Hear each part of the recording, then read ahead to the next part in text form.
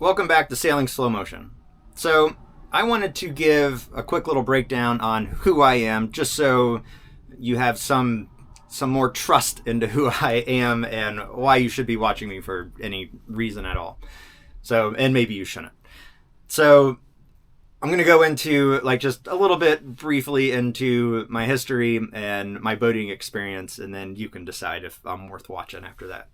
So, anyway, I'm retired military. I was in the Air Force for 20 years, and I was a crew chief. I worked on aircraft, heavy aircraft. So I started out on C9s. They retired. I went to 141s. They retired. I went to C17s and C5s. Then I did C130s. Then I taught C17s. Then I did 135s. And then I was a first sergeant for my last 3 years. But anyway, great career. So I have a long history in being a mechanic right there. When I was out of the military, I took a little break where I hiked the Florida Trail, which is 1,100 miles of Florida. It took me 72 days to hike the whole trail. It was awesome. I wrote a daily blog on it. If you want to check that out, it's www.floridataildailyblog2018.com. Long name because I didn't know what I was doing. So I started trying to reestablish myself. I didn't want to be known as the retired guy, the military guy, right? I wanted to separate myself from that because that part of my life was over. So I started looking into things that I wanted to do. I like being a handyman. I like working with my hands, doing different things. So I thought welding would be a good opportunity to, learn something new. So I became a welder, and I was a welder fabricator for a couple of years. And then after that, I quit that job and decided I was going to get back into sailing. So my sailing career, my sailing experience started way back in 2007, 2008 when I was stationed in Tacoma, Washington. And I bought a 35-foot Coronado up in Seattle. And so when I bought the boat, I didn't know anything about boats. I just decided it would be something to do, live on a boat, be different. So I bought the boat from Seattle, and me and my buddies left on a foggy day. You couldn't see anything.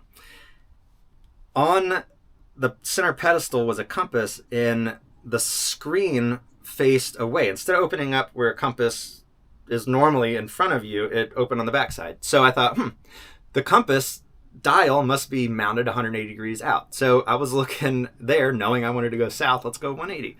So pointed that at 180 on the top of the dial is really north. So we sailed north for about an hour until the fog kind of lifted and realized land was on the wrong side of us and had to turn around and head back down south. And then we had motor issues, and that was a whole thing. I tried to call for a tow in because the motor shaft had disconnected from the prop shaft. And so I knew I could sail close to the marina I left from, but I didn't think I'd be able to sail into the slip because I didn't really know much about sailing. I was pretty new. So when we got closer and they wouldn't tow me in because I was a sailboat, they're like, just sail in. I'm like, crash into your dock. I was able to go down below and, figure out what the problem was and get the motor reconnected. The next day, me and one of my friends left, and again, not knowing how to sail, pulled up both sails, full jib, full main, in a blow, just rocking it. And we had that boat heeled over so bad, I went down to use the bathroom, and the bathroom window was completely underwater. We had that boat just leaned way over. Oh, it was so much fun. And then when I came out, his name was Ron. I was like, Ron, you got to go up to the front and bring that jib down. And he did. He muscled his way up there and pulled that thing down somehow. So life in your 20s, you're invincible. You can do anything. So anyway, after that, I decided I should take a sailing course. I took the ASA 101 course and started sailing a lot. And I got pretty decent on that boat. I liked it. I loved it. That 35 Coronado was awesome. But I'm, like I said in a previous video, I'm almost 6'3", just under 6'3", barefoot. And the Coronado has about a 6-foot headroom. So I'm walking around with my head tilted the whole time. And since I was living on it, that was a little bit uncomfortable. So I bought a 35-foot trawler and parked it right next to the Coronado. So I lived on both of those boats, and we took them out as frequently as we could. Both boats would go out. And I got a lot of experience, and I got enough hours up, I decided to get my captain's license just to have that title as captain. So I took the course and went for my 100-ton, had my towing, had anything that I could add on to that captain's course, I added it on. But I had blown out my knee in a deployment and needed my ACL replaced. And so I got a cadaver ACL put in, and in the course you got to take the physical, and they said that you had to climb through a 24 by 24 porthole to show that you can do that. And I knew I couldn't. My knee was bad. So I was like, well, I'll wait, and then once my knee's better, I'll do the physical and then submit my package.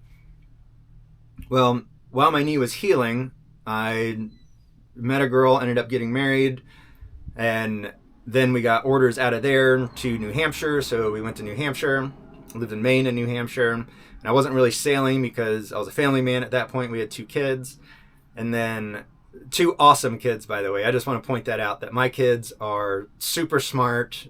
I can't be more proud of these kids. One's going into the Navy. The other one's going to be a teacher.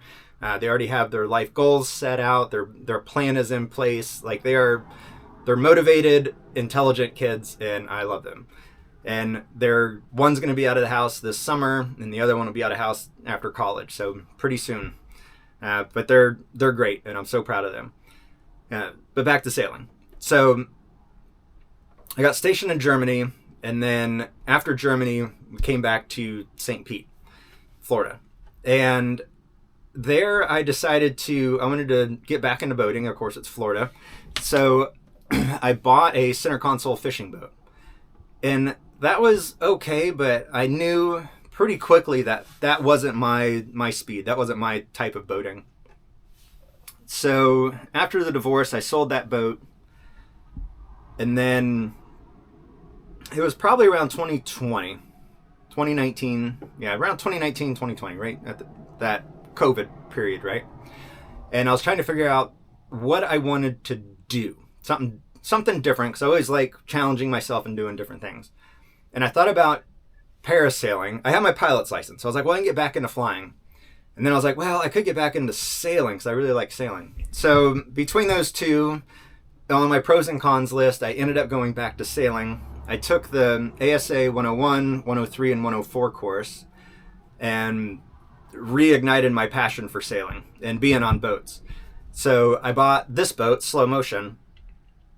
But when I bought it, it was named Nor'easter. And to me, that's like the opposite of why I like to sail. Like the name Nor'easter to me just it's stormy, it's rough, it just wasn't my style. So in the haul out, when I repainted the boat and was doing work on it, I decided to rename it Slow Motion. When we put it back in the water, we did the christening, we did the ceremony that I could find online. I know it's bad luck to change a name, but it was just way more fitting for me, more fitting for the boat, and the boat has handled and treated me very nicely since then. But I also gave her a brand new motor. I put a Beta 16 diesel in it. It had an old gas motor, the Atomic 4. But with the diesel, it purrs, it fires right up. The boat loves it. I put new sails on it. Well, I put a new jib on it, and the main is sitting in a bag right over here, ready to go on. So after I've been sailing for, about 3 years, little over 3 years, I decided to go back for my captain's course.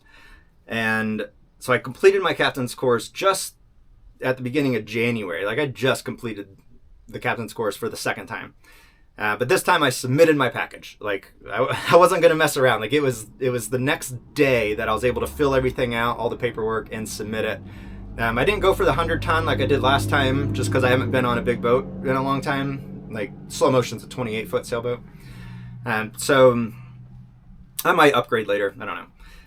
But my captain's license this time is just for the OUPV, the 6-pack is what they call it. And so that's where I'm at. Now, so my last 2 videos are on the Windrider 17, right? So I saw a video right after the last Everglades challenge, and just flipping through YouTube, and I saw something on there, just watching sailing videos, and I couldn't believe that race existed. I was like, this is the coolest thing ever. Like after the hike in the Florida Trail and seeing all of Florida by foot, I was like, oh man, this is a chance to see a lot of Florida by the shore edge, which would be totally cool. So I did research on what kind of boat is good for the Everglades challenge, and the Hobie Tandem Island kept popping up. Hobie Tandem Island, TIs, TIs. And I like the TIs. I'd been on them before, but I don't own one because it didn't fit me completely.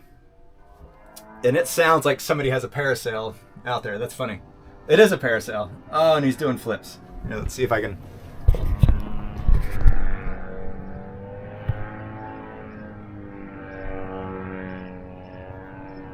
Oh, that's awesome. So I almost did that instead of sailing, but I'm on the boat. Maybe in a couple years I'll get into that one. But that looks pretty peaceful too. So anyway, so looking at the Tandem Islands, I decided that that wasn't really for me and that I would want something different. And I saw the Wind Rider 17. So there's a lot of reasons why the Wind Rider 17 is not perfect for the Everglades challenge, mainly because of its draft. It drafts 1.5 feet empty. That's awesome. That guy's having a blast. He's having the best day ever. Is that ADHD where you get distracted? Anyway, so I decided on a Wind Rider 17, and it turns out they're really hard to get a hold of. It took me months of trying to find one. I almost bought one over in Texas. I almost bought one up north in Massachusetts, and ended up finding this one that I bought down in Miami area.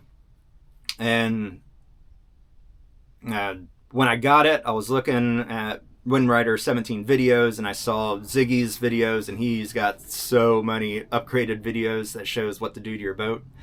I copied pretty much everything. Everything that he did, I did. Just different in my own style. But so a lot of my videos in the next month will be on the Wind Rider 17. But after that race, when that race is done, I'm primarily going to be on this boat. So we will be sailing slow motion for real in about a month's time. I think that's pretty much it. Hopefully now you know a better idea of who I am and what my sailing experience is. A little unorthodox. A lot of times I do a lot of things I research everything to a point that I'm comfortable with, but not as much as a lot of people do. There's a lot of people that, are pretty safe and they make sure everything's going to be okay. I make sure that I can accomplish it. Now, whether I do that without getting hurt or not, I don't know. I'm still alive. So that's key. So anyway, more videos are going to come out shortly. I don't know how often I'll post. Obviously not every day. Maybe once a week or something like that, like all the other sailing pages do. But I don't know. We'll see. As often as I like. So if you want to see more, comment that you want to see more. If you don't, just don't watch them if I post more. So anyway, thanks for watching this one, and I'll see you later.